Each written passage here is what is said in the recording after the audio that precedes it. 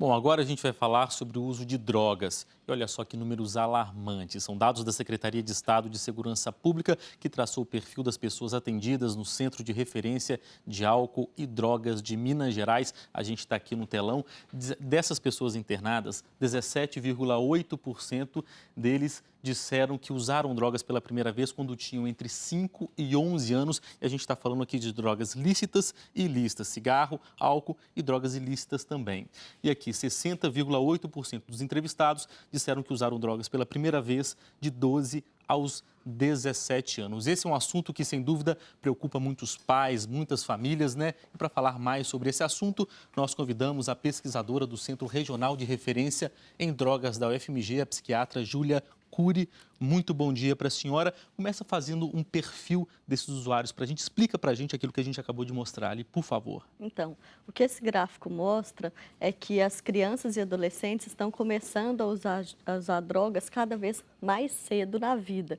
E isso constitui um problema sério para a gente, porque o cérebro dessas crianças e adolescentes só vai completar a maturação mais ou menos aos 21 anos. E quanto mais precoce a gente começa a usar droga, maior é a chance de efeitos negativos a curto, médio e longo prazo e maior a chance de desenvolver o vício, que é a dependência. A gente viu que ali na faixa dos 5, né, tá? Criança ainda, até os 17 anos, já indo para a vida adulta, ou seja, são jovens, é o maior número que está no gráfico, quase 80%, né? Ou seja, precisa ter um olhar atento para essa juventude, né? Nessa questão, porque começa aí. Com certeza. Consumo, né? Às vezes as próprias famílias influenciam, nem tanto porque dão a droga para aquela criança, mas porque a criança tem um comportamento de imitação, de tentar imitar os pais naquilo que eles fazem, né? Então a criança vê os pais bebendo e aí em outros ambientes ela pode beber,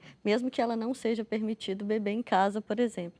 E tem as escolas que os pares, né, que são as crianças das mesmas idades, começam a consumir e a criança tem essa tendência de querer se enturmar e por isso também inicia o consumo das drogas. O vício, ele tem um componente genético, então, por exemplo, se o pai, o tio, os avós têm problemas com álcool, por exemplo, é alcoólatra, a pessoa tem que redobrar a atenção? Com certeza. O vício de todas as drogas tem uma predisposição hereditária, genética, e isso favorece com que algumas pessoas tenham mais tendência a ser viciadas em drogas. Isso não significa que ela vá ser, porque a genética não explica 100% da chance de ser um viciado. Tem também outros fatores que influenciam, mas é um fator muito importante. E a gente vê também nesse levantamento que 80% dos dependentes químicos largaram a vida escolar, né? A evasão é muito grande, né? Isso é complicado. Favorece, né, a evasão escolar, as notas mais baixas, né, o abandono de atividades até extraescolares também, de esportes e os estudos mostram que essas pessoas, na vida adulta, têm mais chance de serem desempregadas e de terem empregos piores e salários menores também. Agora, Júlia, por que é tão difícil largar o vício das drogas, principalmente? A gente vê pessoas que tinham uma vida estabelecida, tinham famílias, e às vezes vão parar na rua, né? Regiões tomadas por crack, por exemplo. A pessoa ainda vai tentar numa reabilitação, a família tenta socorrer, mas a pessoa volta para lá. Por que é tão difícil largar o vício?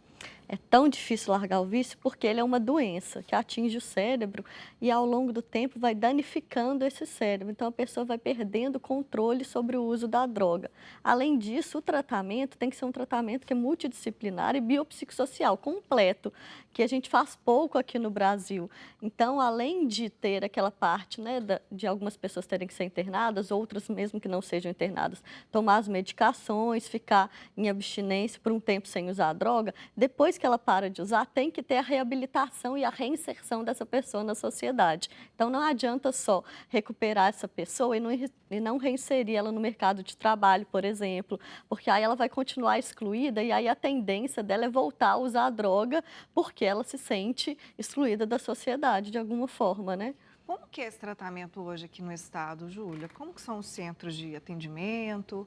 Existem centros particulares e públicos, e esses centros acolhem as pessoas 24 horas por dia, por encaminhamento ou por posto de saúde ou por porta aberta, né? As pessoas podem chegar lá e aí elas são recebidas e aí os psiquiatras, junto com toda a equipe multidisciplinar de atendimento aos dependentes químicos, junto com a família, vão tomar a decisão se essa pessoa tem fatores de risco que justificam a internação, né? Se for uma dependência que for mais grave, se ela estiver correndo risco para si ou para terceiros, por exemplo. Uma Aí internação essa compulsória que você fala, onde a pessoa é obrigada a ir. Às vezes sim, né? Às vezes ela mesma aceita a internação, mas mesmo se ela não aceitar a internação, se ela representar um risco para a sociedade ou para ela mesma, um risco de vida, de overdose, por exemplo, ou de prejudicar outras pessoas naqueles momentos de intoxicação mais grave, aí a gente interna essas pessoas. E depois da internação, elas precisam